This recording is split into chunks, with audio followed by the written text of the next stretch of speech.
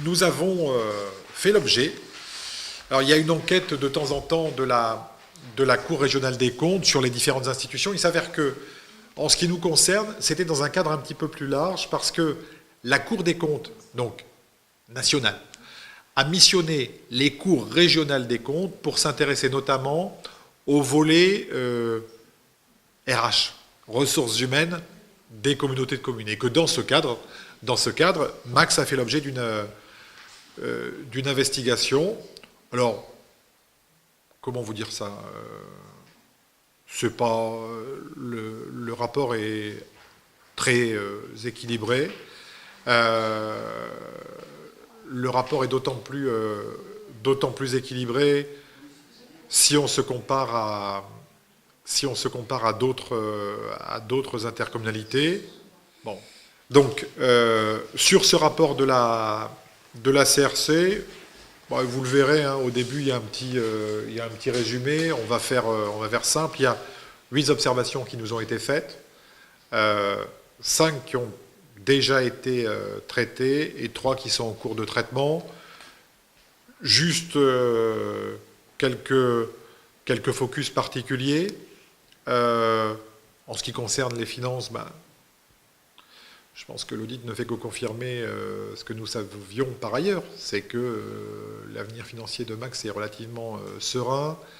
Notre capacité d'autofinancement net, elle progresse pour atteindre près de 29%.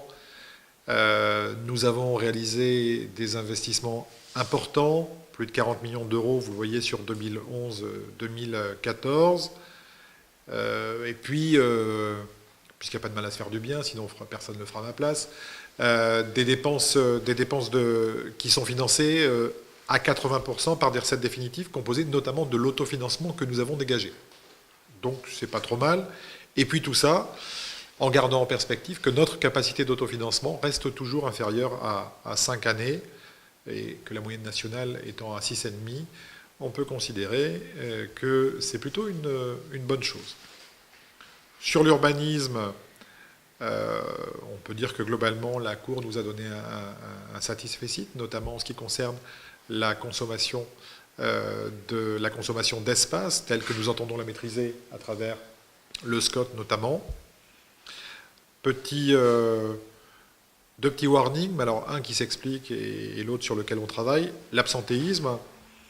La Cour pointe l'absentéisme en ce qui concerne la communauté de communes, mais vous le voyez dans les graphiques, d'abord, nous sommes en dessous des moyennes nationales, et puis surtout, il y a deux éléments qui viennent un peu en contrepoint de l'analyse de la Chambre régionale des comptes. Le premier, c'est que malheureusement, nous avons eu 2 personnes en arrêt maladie pendant plus de 3 ans, dont une qui n'est plus parmi nous. Et puis, le fait que 65% de notre effectif a moins de 45 ans, et ça se traduit, comme vous le voyez, par un petit peu plus de naissance à la communauté de communes que dans les autres collectivités où l'âge est plus élevé. La Cour a relevé, alors comme c'est souvent le cas dans les employeurs publics, le fait que nous étions en dessous des sacro-saintes 1607 heures réglementaires. Donc on est à 1540 heures. Ça veut dire en gros une différence de quelques minutes par jour. Hein. Ceci étant, c'est un sujet sur lequel nous travaillons dans le cadre du projet d'administration avec des mesures qui seront bien entendu discutées avec l'ensemble du personnel et mises en place dès janvier 2017. Donc on a anticipé une bonne partie des observations qui nous ont été faites, vous le voyez sur le côté, et sur celles sur lesquelles il convient de travailler, on est en cours de traitement. Ce cas d'ailleurs admis la Cour régionale des comptes. Donc pour nous, et encore une fois, comparativement,